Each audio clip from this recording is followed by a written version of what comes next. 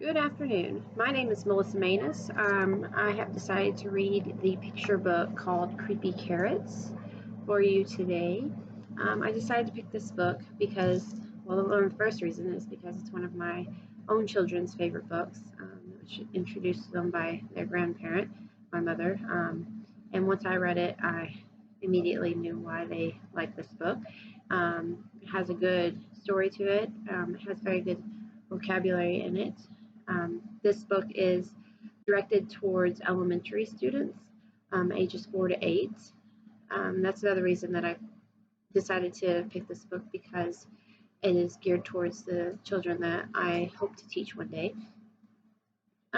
Also, this book would be used for, I think, for the English language learners, the ELL. It has good vocabulary in it, such as whipped, approached, ridiculous, thumped, more like that. And all those are geared towards the main character, what he is going through in this book.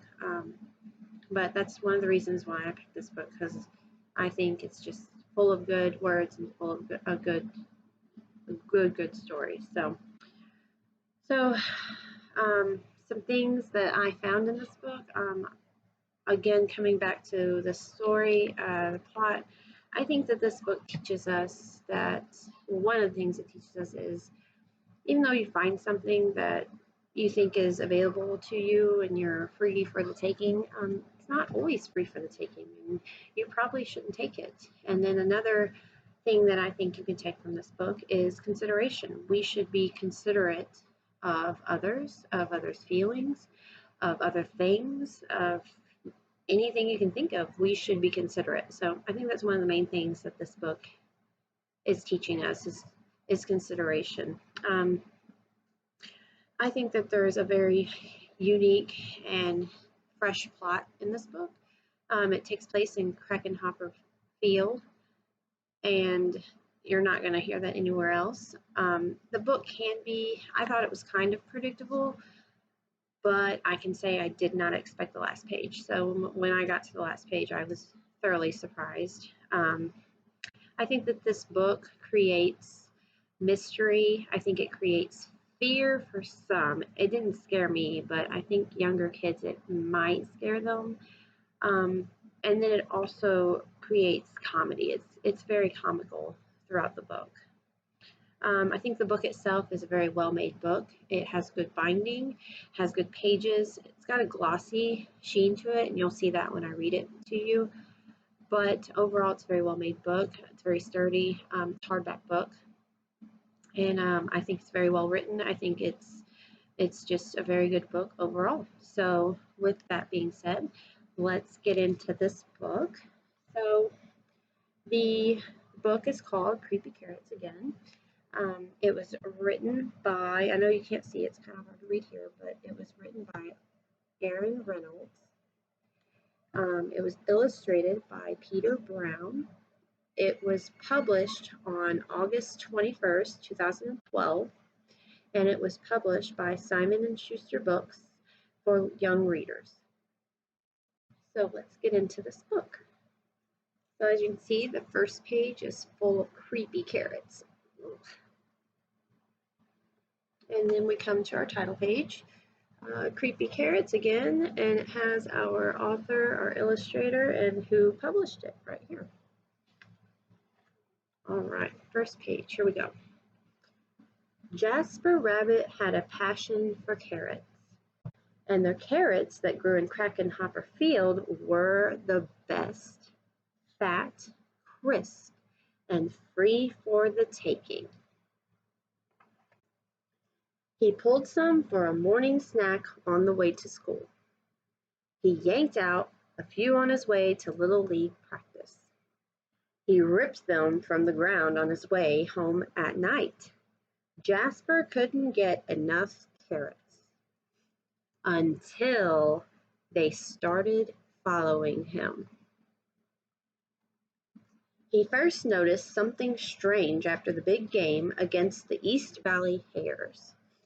Jasper was about to help himself to a victory snack when he heard it, a soft, sinister tunk, tunk, tunk. of the carrots creeping. He turned, but there was nothing there. Just my imagination, he thought, but he hopped a little faster.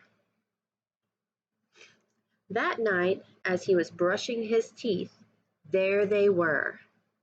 He whipped around, but nothing. He laughed at himself, picked his toothbrush off the floor, and went to bed quickly. The next morning he approached Krakenhopper Field slowly. He reached for 2 wild carrots. Nothing happened. He bit into one. Nothing happened. Whew! Creepy carrots. It was ridiculous. But when he arrived home that evening, "Mom, Mom!" Jasper screamed. "Creepy carrots in the shed!" His mom opened the door slowly. There weren't any carrots, not even the regular kind.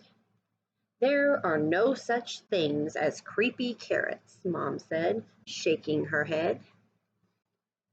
Later that night, as Jasper lay in bed, he heard it. Breathing. Terrible, carroty breathing. And there, on his wall, "Creepy carrots!" he shouted. "Dad! Dad!"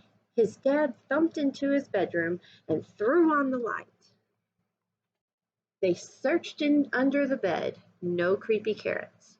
They looked through the closet. No creepy carrots. They opened the dresser drawer. No creepy carrots.